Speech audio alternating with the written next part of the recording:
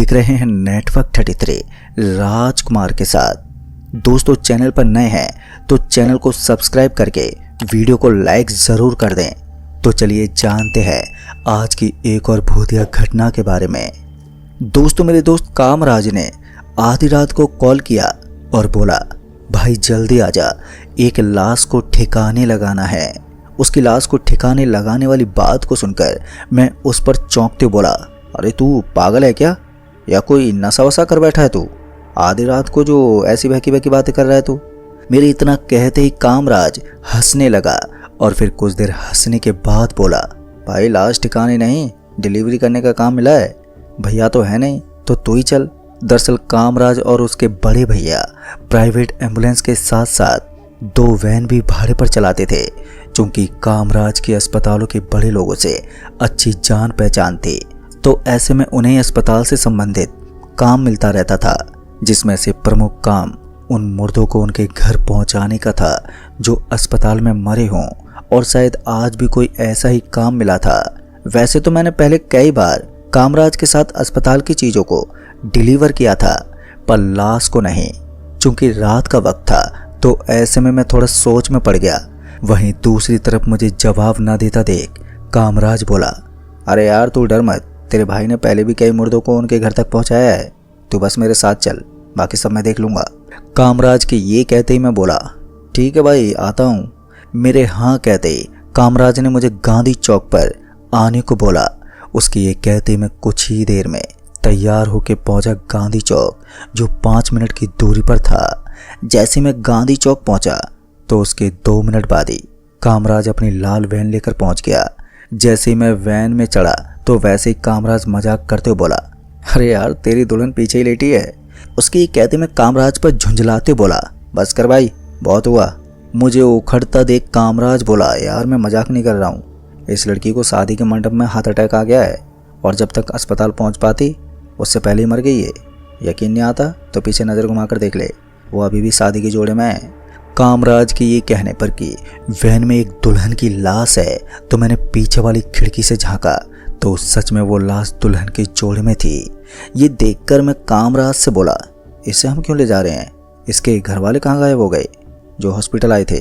मेरे ये सवाल करते ही कामराज ने वैन को आगे बढ़ाते हुए कहा, मुझे ज़्यादा तो कुछ नहीं मालूम यार, पर वार्ड बॉय देवरा बता रहा था कि इस लड़की की मौत पर ऊपरी चक्कर था, जिसके चलते इसका अंतिम संस्कार इसके गाँव में होगा और इसके घर वाले गाँव नहीं जा सकते किसी तरह के श्राप के चलते, इसलिए काम हमें दिया गया है। अब ये सुनने के बाद मैं चुप हो गया। वैन कुछ देर में हाईवे पर पहुंच गई।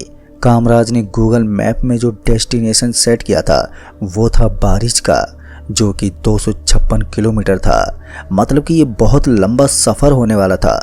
खैर कामराज ने अपने पुराने गांव की प्लेलिस्ट चला दी थी और उस गांव की धुन में कामराज ड्राइव किए जा रहा था।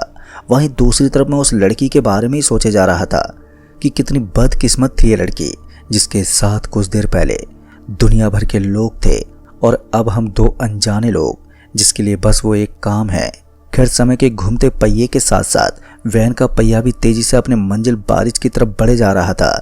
तकरीबन 150 किलोमीटर की दूरी तय करने के बाद जब कामराज ने हाईवे के किनारे किसी ढाबे के पास वैन को रोका तो मैंने कामराज से कहा, अरे यार यहाँ पर रोकने की क्या ज़रूरत है, पीछे एक लाश है, ऊपर से रात का वक्त भी है, तो ऐसे में हमें जितनी जल्दी हो सके इसे बारिश पहुंचा देना चाहिए।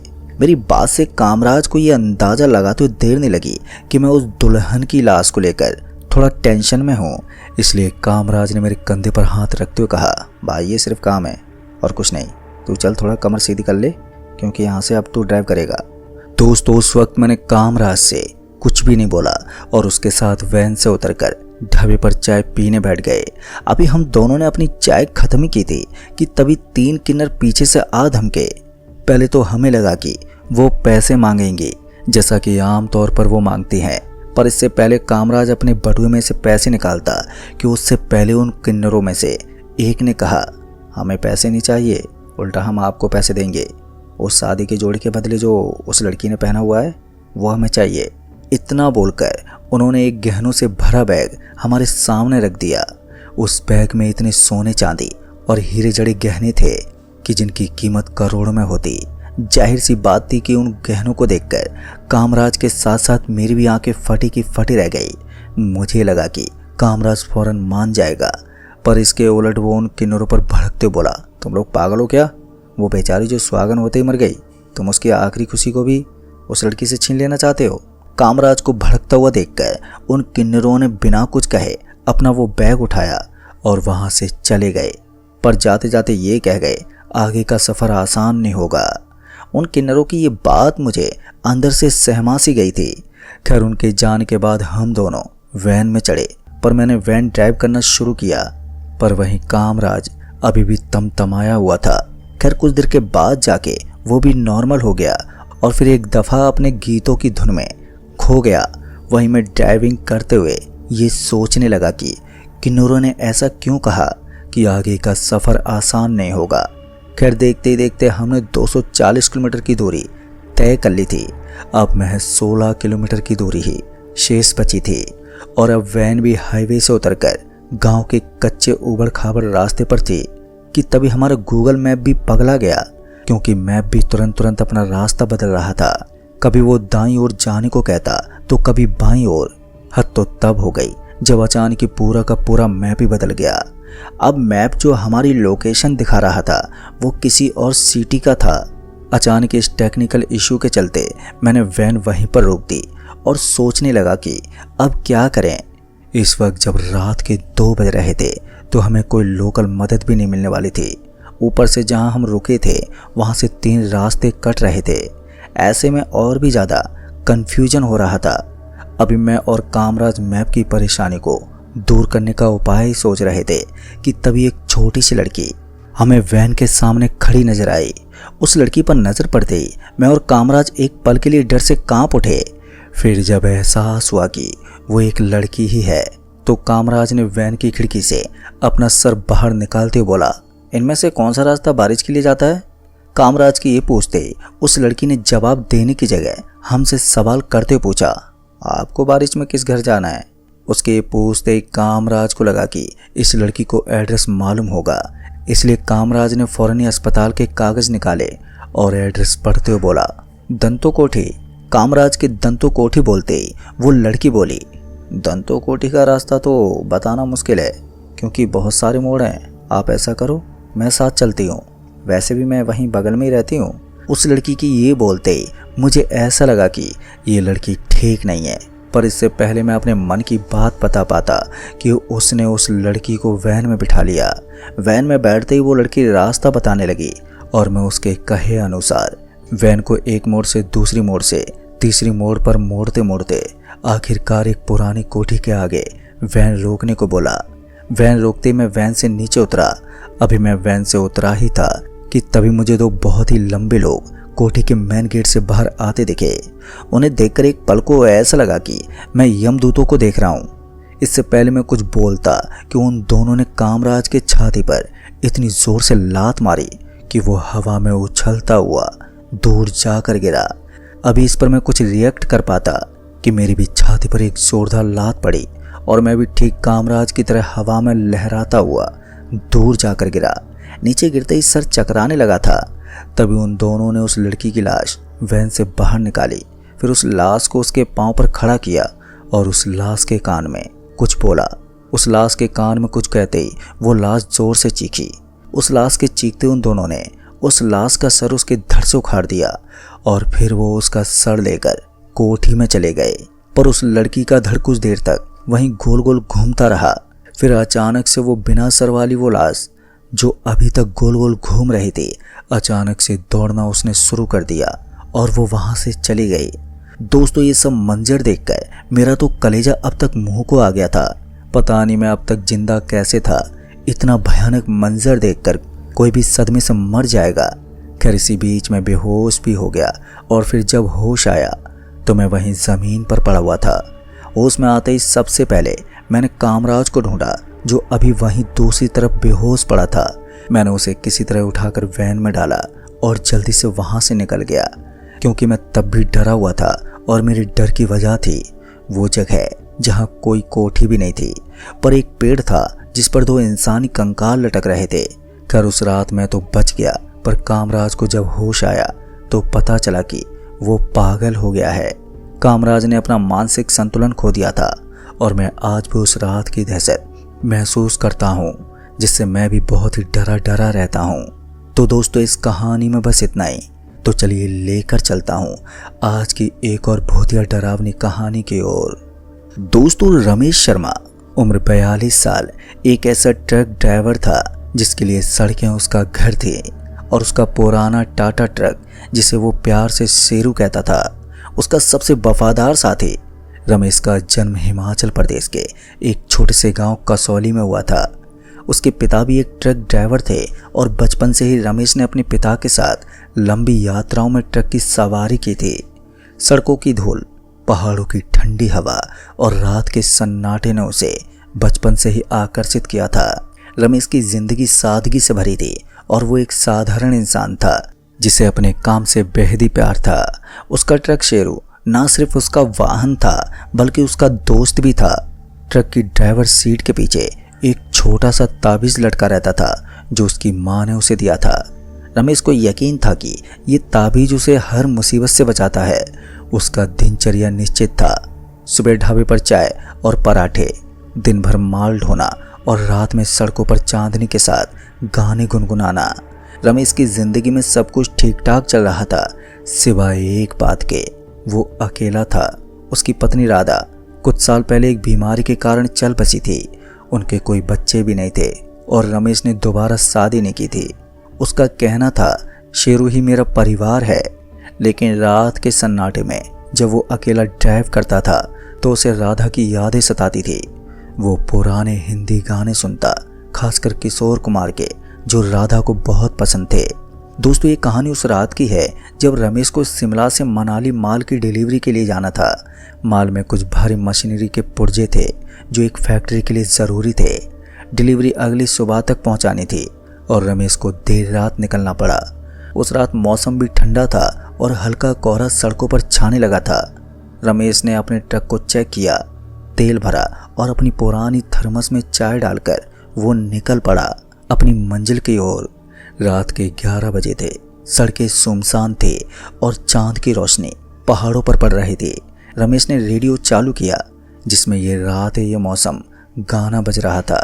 वो गुनगुनाते हुए ड्राइव कर रहा था जब अचानक रेडियो में खड़खड़ाहट शुरू हो गई। तो उसने रेडियो को ठीक करने की भी कोशिश की, लेकिन वो अचानक ही बंद हो गया। रमेश ने इसे नज़रअंदाज कर दिया और वो आगे की ओर बढ़ता रहा। सड़क पर कोहरा गहराने लगा था। तभी रमेश ने हेडलाइट को फुल बीम पर किया, लेकिन फिर भी आगे का रास्ता धुंधला दिख रहा था। उसने ट्रक की स्पीड कम कर दी थी। फिर कुछ देर के बाद उसे सड़क के किनारे एक छाया दिखी। ये एक औरत की तरह लग रही थी जो कि सफ़ेद साड़ी में थी। उसके लंबे बाल हवा में लहरा रहे थे और वो सड़क के किनारे पर खड़ी थी। रमेश ने ट्रक धीमा किया और खिड़की से बाहर झांका, लेकिन वहां पर कोई नहीं था। तभी उसने इसे भ्रम समझा और वो आगे बढ़ गया। फिर कुछ किलोमीटर आगे जाने पर रमेश को फिर से वही छाया दिखी, पर इस बार वो औरत सड़क के बीच में खड़ी थी। उसकी साड़ी कोहरे में चमक रही थी और उसके चेहरे पर एक अजीब सी मुस्कान थी। रमेश का दिल जोर जोर से धड़कने लगा। उसने ब्रेक लगाया और गाड़ी एक जगह पर खड़ी की तो वो गाड़ी से बाहर निकला और फिर चारों ओर देखा, लेकिन सड़क वहां पर पूरी तरह से सुनसान थी। कोहरे की वजह से उसे कुछ भी साफ नहीं दिख रहा था। तभी वो वापस से ट्रक में बैठा और अपने आप से बड़बड़ाया, अरे रमेश यार, तू थक गया है, शायद ये सब तेरा वहम है। और ये कहते स्टार्ट किया और ये कहते उसने ट्रक स्टार्ट किया लगा और फिर से वो आगे बढ़ने लगा था। लेकिन अब उसे लग रहा था हवा में एक अजीब सी ठंडक थी। हवा में एक सामान्य ठंड से बिल्कुल अलग थी, जो सामान्य ठंड से अपनी जैकेट और कंबल निकाला। उसने अपनी जैकेट और कंबल निकाला हुई, लेकिन कुछ देर के बाद उसे ट्रक के पीछे से कुछ देर के बाद आवाजें सुनाई दी।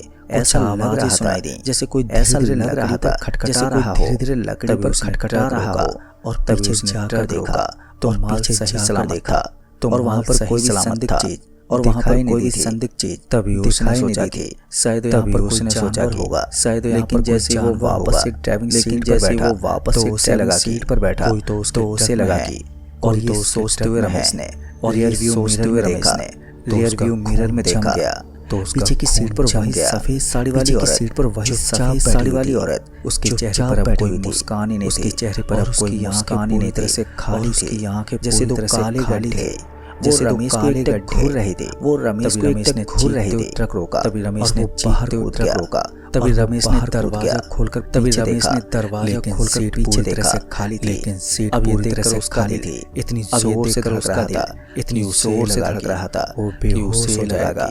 तभी उसने अपनी थर्मस से चाय निकाली, तभी उसने अपनी थर्मस से चाय निकाली, लेकिन उसका गला सूख गया, लेकिन उसने अपने सहायक छोटू को, उसने अपने सहायक छोटू को फोन करने की कोशिश सिग्नल ही नहीं था, लेकिन उस वक्त अकेला था, और इसे वो अकेला था और उसे यकीन था कि कुछ गलत हो रहा है।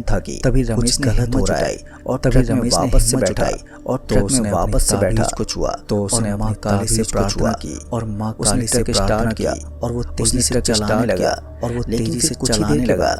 उसे फिर से वही औरत दिखी, उसे फिर से वही औरत दिखी, किनारे पर चल रही थी, सड़क जैसे वो ट्रक के साथ चल रही हो, जैसे वो ट्रक के साथ चल रही हो।